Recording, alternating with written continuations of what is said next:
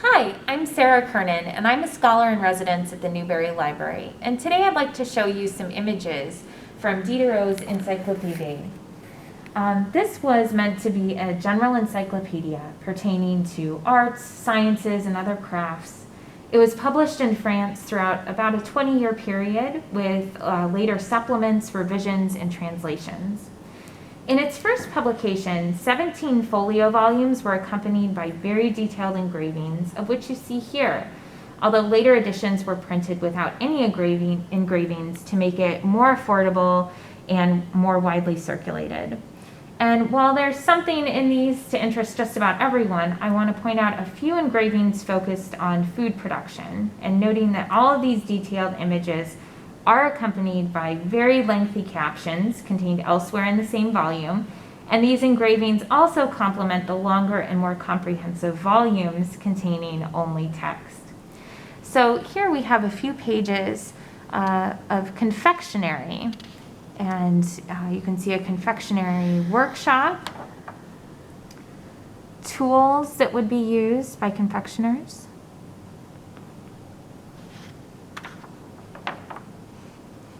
still more tools.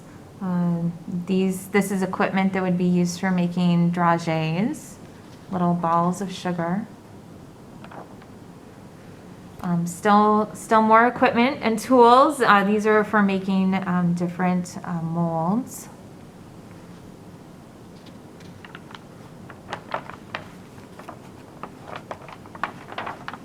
And one final page of chocolate making equipment.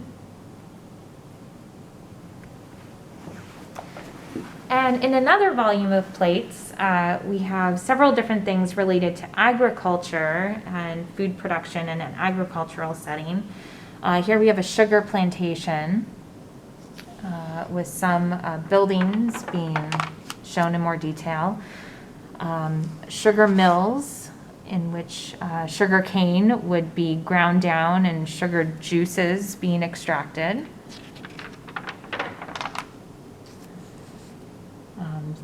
Equipment that would go in a boiling house where the sugar juice would be boiled and reduced until it crystallized into a hard sugar form that we're more familiar with.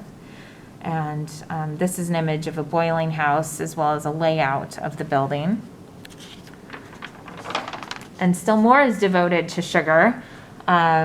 We have some more images and layouts.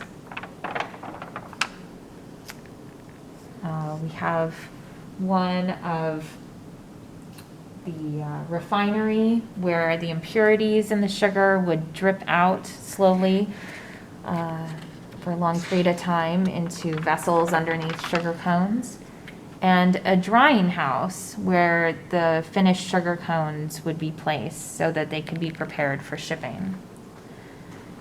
There is more than sugar in here, though. We have a very idealized dairy setting here with a woman churning butter.